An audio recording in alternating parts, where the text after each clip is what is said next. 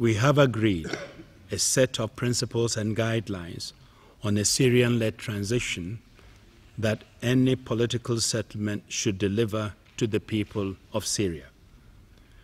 We have offered a perspective for the future that can be shared by all in Syria, a genuinely democratic and pluralistic state with free and fair elections, full respect for human rights and the rule of law, equal access to opportunities for all, and assurances that the rights of smaller communities will be respected as and when necessary and in emergencies. So, thank you for coming. The key steps in any transition include the establishment of a transitional governing body which can establish a neutral environment in which the transition can take place.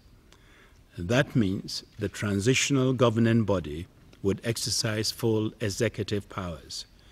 The transitional governing body could include members of the present government and the opposition, and other groups should be formed on a basis of a mutual consent. The action group has pledged action, and they are sending a message of determination and hope. But today's words must not become tomorrow's disappointments. The hard work starts now. We must work together to implement what has been agreed. We cannot do this alone. I hope all in Syria will embrace what has been laid out here and work with us to stop the killing and build a better future. Mr. Hague to make a statement. The 5 permanent members of the United Nations Security Council welcome the outcome of the Action Group for Syria in Geneva on the 30th of June.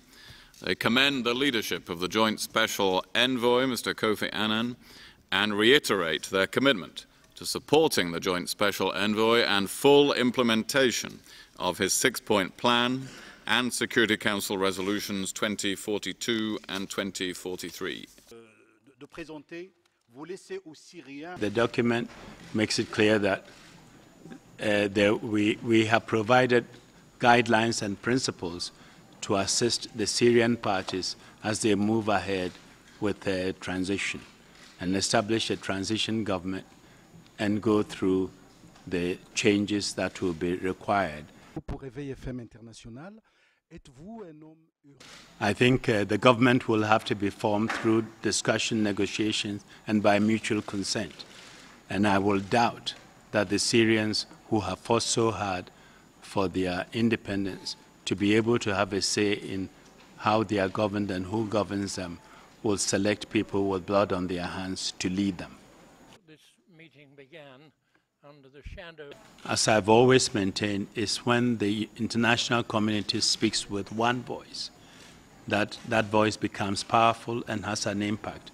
And I think we are seeing the international community coming together, and their unity and cooperation can be lifted to a higher level, and is beginning now. In these sort of situations, leaders and people engage in it say things today that may change completely tomorrow. And sometimes messages are issued and the intended target may be different from those who receive them. I expect the Syrian parties to cooperate. I expect them to understand the gravity of the situation. I expect them to understand that the strong transformational wind which is blowing today cannot be resisted. At least it cannot be resisted for long. My name is Mohammed Furnum. When the time comes for me to ask him to designate an empowered interlocutor for us to continue the process, he will be prepared to do so. And that is one of the first things. When the process starts, he would be expected to do, and the opposition would be expected to also name their interlocutors so that we can start the ball rolling. Or it's not an issue anymore, or was not a target of your consensus?